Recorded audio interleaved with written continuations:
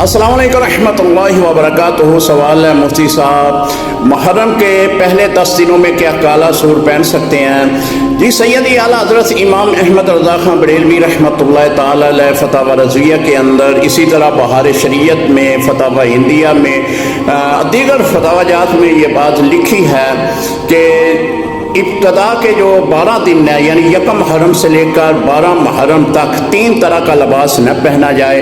اس میں پہلے نمبر پہ کالا لباس ہے۔ کالا لباس جو ہے بدعقیدہ صحابہ کے دشمن پہنتے ہیں، ان سے مشابہت نہ ہو، لہذا ان 12 دنوں میں نہ پہنا جائے۔ اسی طرح سبز رنگ کا جو ہے اس کی بھی ممانعت آئی ہے، اور سرخ رنگ کا بھی جو ہے اس کی بھی ممانعت آئی ہے۔